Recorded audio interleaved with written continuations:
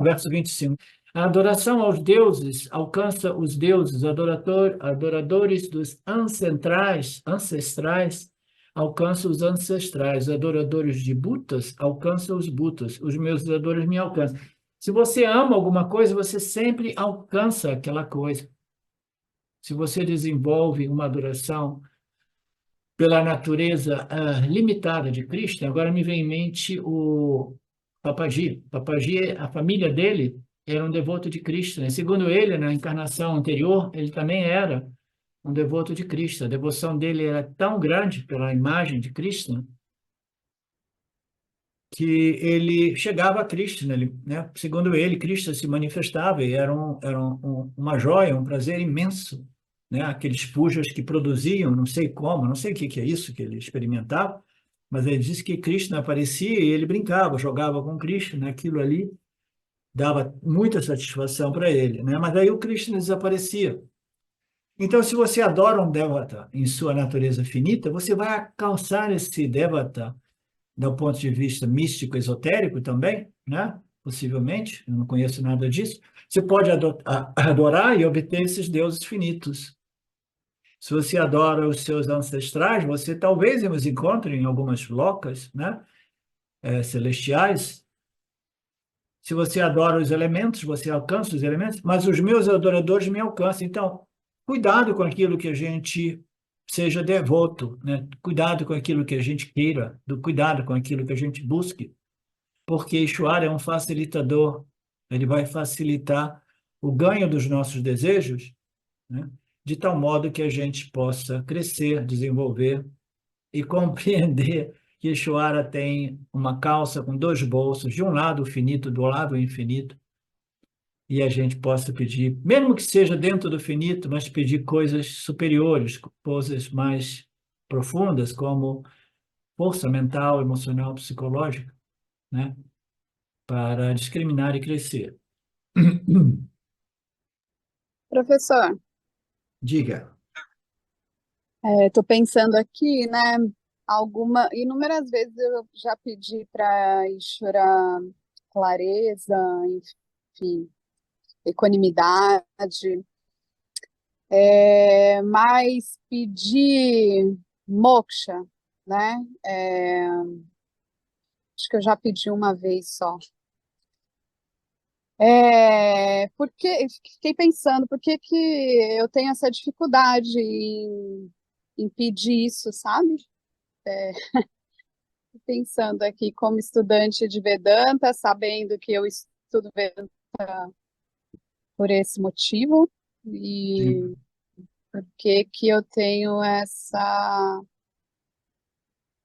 não sei, sim, um receio de pedir isso, parece.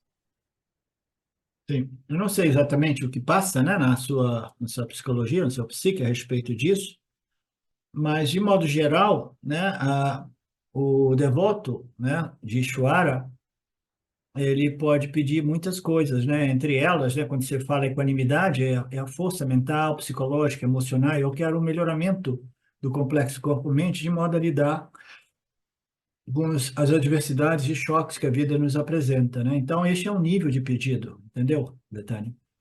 E é um pedido, né? Uma oração, é uma prece, né? É boa, mas intermediária, porque a prece final, a oração final, quando o indivíduo é mais maduro, eu não quero nem mais nada disso, né? Eu só quero realmente mais Sattva-guna. Eu sei que depende de mim, o desenvolvimento, o cultivar Sattva-guna, de modo que eu possa compreender a sua real natureza. Então, se a gente quer pedir alguma coisa, o mais elevado é que eu consiga compreender a sua real natureza, de tal modo que eu possa compreender as declarações de identidades entre o meu Atma e o seu Atma, né? Mas antes disso, em geral, a gente quer no início a gente quer coisas do mundo, depois a gente quer alguns prazeres, né, que tal faltavam, né? E depois a gente quer o que? A gente quer desenvolvimento de qualificações, mais conhecimentos espirituais, assimilações, né? A gente quer esse melhoramento do complexo corpo-mente, né, que me dá o senso de equilíbrio, de equanimidade e força né? Então, isso tudo é parte do processo. Pedir isso, né? Ou simplesmente invocar Ishvara para isso, já é um passo avante. O último passo é simplesmente, agora eu quero essa compreensão. Se estiver faltando algumas qualificações, né?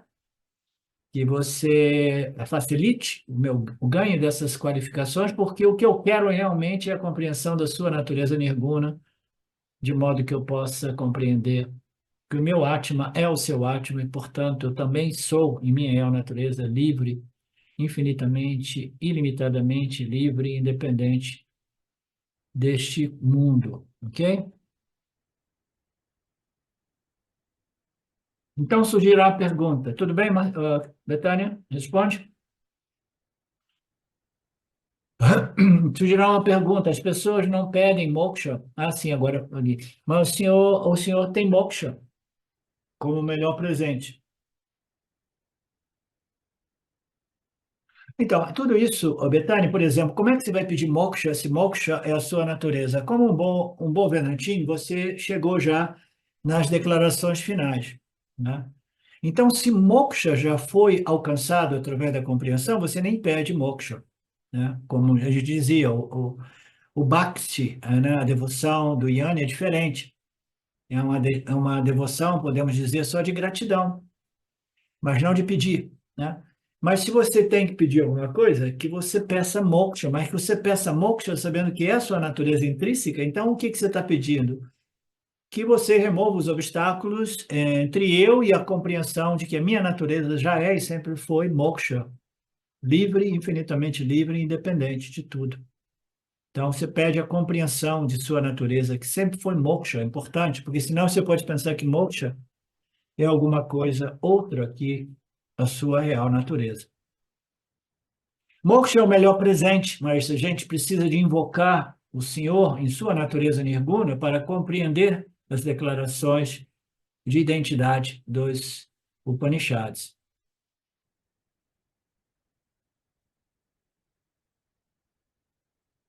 Oi, professor, só para trazer, né?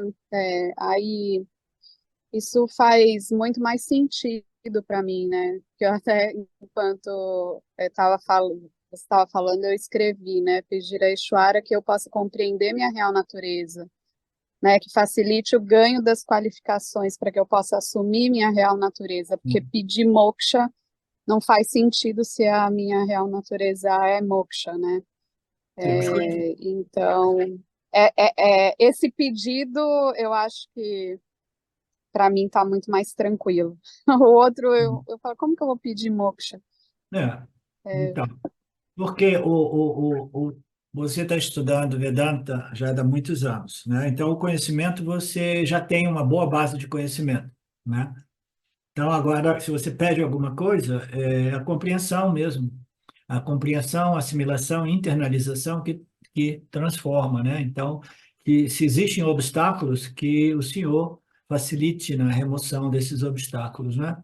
E sabendo que tudo vai depender realmente de você, né? Mas invocar o Senhor é sempre uma coisa extremamente positiva, porque a gente não compreende o Senhor, né? Como eu compartilhei com vocês já algumas vezes no passado, né? Quando eu cheguei no meu processo naquele ponto, eu parei de fazer tudo, parei de meditar, né? E a sadhana se transformou numa sadhana de oração, pedindo para que Deus se revelasse diante de mim. Eu já sabia que tudo que existe é a consciência, eu sou a consciência, mas eu queria essa fosse uma revelação direta, né? Então, no final das contas, a gente quer, a gente pede por isso, né? Quando você vê que todos os esforços relacionados a ações, sejam elas mentais, físicas ou verbais, todas essas ações irão produzir resultados limitados. O único resultado ilimitado é a compreensão da minha natureza intrínseca como o Atman ilimitado. Então, a gente vai pedir apenas isso no final, né, Betânia? Pedir, tá? Porque os conhecimentos estão aqui, mas se não, se essa compreensão livre de dúvida não foi realmente alcançada de modo tal a produzir uma transformação evidente, existem sim alguns obstáculos E invocar o Senhor é o que nos resta, porque a gente não sabe o sistema kármico, causalidade, causa e efeitos.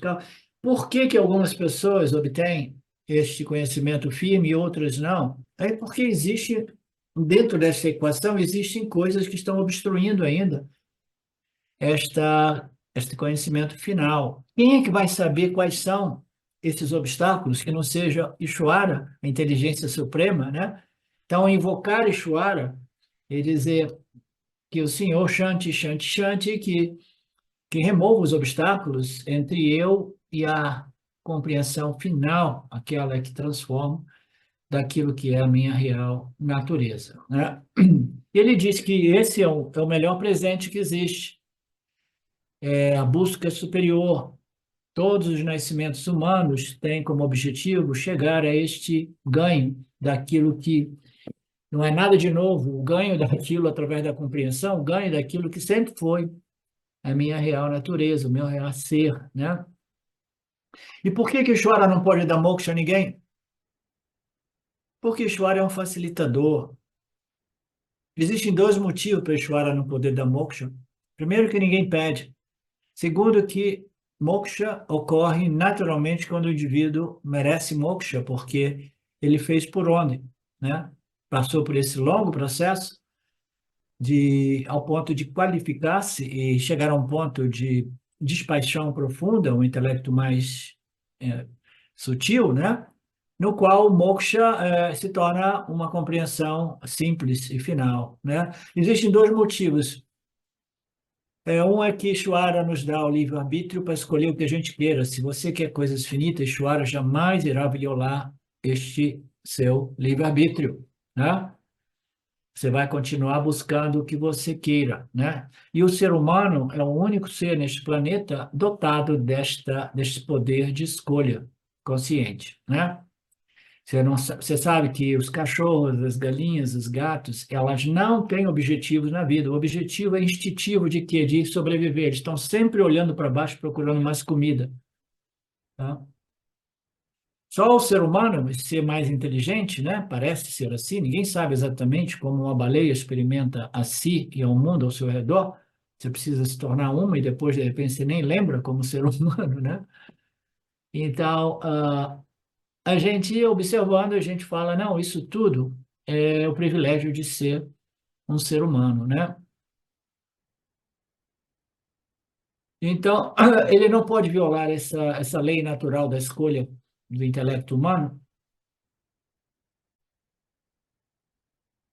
O papel de Deus é apenas aquele de facilitar e, e apresentar diante de nós todos os possíveis, as possíveis buscas ou objetivos humanos. E aí a gente vai escolher o que que eu quero.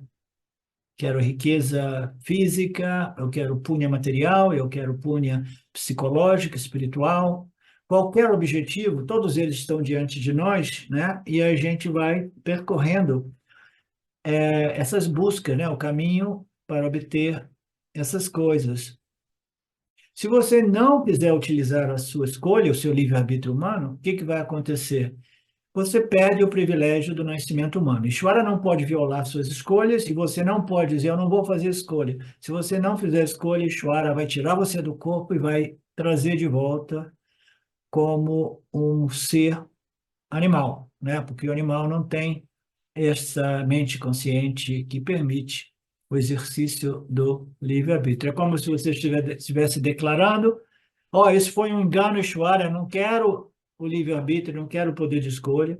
Por favor, me leva daqui e me traga de volta como um animal ou como um inseto. Esta é a declaração inconsciente da pessoa que se recusa a interagir nesse mundo, praticando, exercendo, exercitando o seu livre-arbítrio, poder de escolha, né? Portanto, Ishvara jamais pode forçar nada a ninguém. Somente você precisa escolher, e a escolha dirá muito a respeito do seu estágio de desenvolvimento, né? Portanto, Deus não nos dá nada, nada, nada, nada. Isso parece uma contradição. Ah, mas todos esses rituais para obter coisa, hein?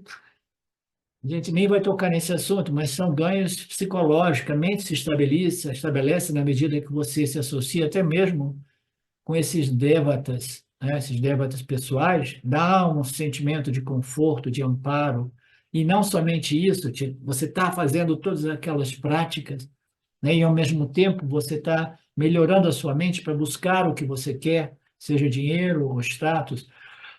Mas fundamentalmente, Ishvara não nos dá nada.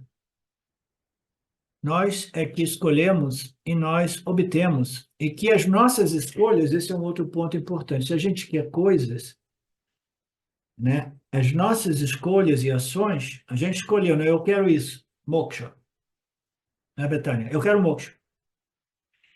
Que se os seus pensamentos, palavras e ações sejam em harmonia com o seu objetivo, que é moksha.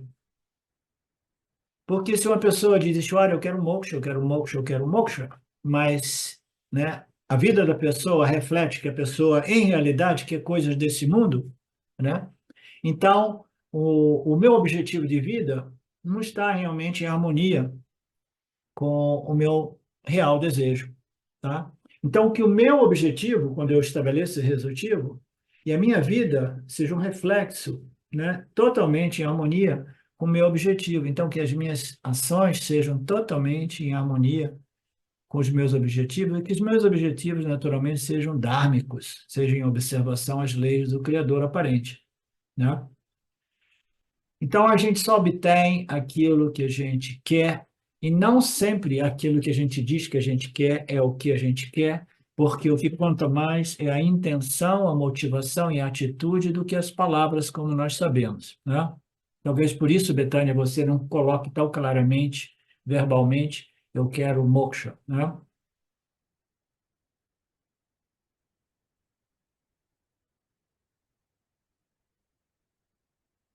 E também ele fala assim, a segunda razão é que Shvara não pode dar nada a ninguém, a menos que a pessoa queira, né? Chorar não pode dar nada a menos, senão o indivíduo, se você recusar a receber. Imagina se esse Deus fosse um Deus chato, né? Fosse um sistema que de vez em quando ele fica meio bravo, aí fala assim, não, eu vou forçar esse moksha, eu vou forçar esse desejo pelo autoconhecimento em alguns dos meus devotos, né? Mas os devotos continuam resistindo, e esse Deus fala, não, não é possível, esse devoto parece estar maduro, deixa eu ver se eu forço esse desejo, esse mumukshutva, na mente desse... Não, não pode fazer isso.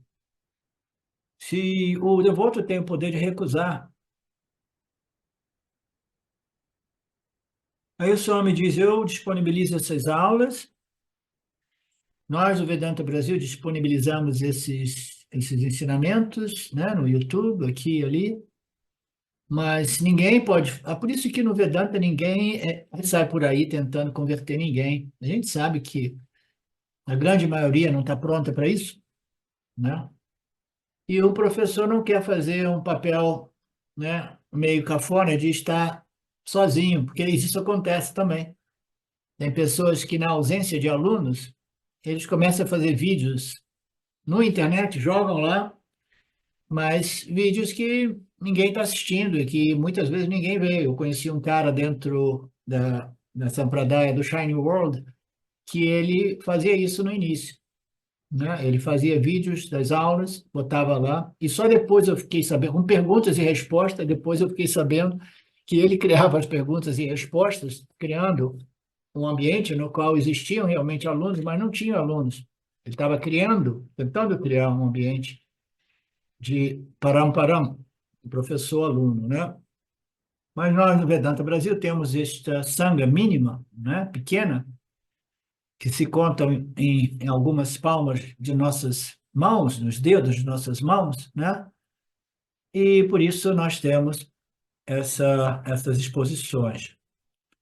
Se tudo isso acabar, eu não creio que eu fique falando sozinho na internet. No máximo, eu posso escrever de vez em quando, porque eu gosto de responder ou de escrever ou alguma coisa na internet. Até Deus está desamparado, impotente a respeito do seu moksha. Primeiro, tem tantas outras coisas, Ishvara, por favor, não vem com esse papo de moksha de novo, não. Moksha pode esperar. Portanto, Krishna diz: o que você quer, o que você escolhe, é o que você vai obter. Mas intenção, você escolhe alguma coisa que essa escolha seja genuína, que não seja simplesmente uma, como é que se diz? Uma, uma fachada, né? Ou uma falsidade. Não, eu sou uma pessoa religiosa, espiritual, mas fundamentalmente eu sou um materialista, né? Daqueles, né? Genuinamente espiritual, eu tenho as minhas escolhas espirituais e que minha vida seja harmonizada com as minhas meus desejos, minhas escolhas, e que eu assuma, não, o que eu quero é isso, não, o que eu quero é aquilo, e eu vivo de acordo em harmonia com os meus objetivos.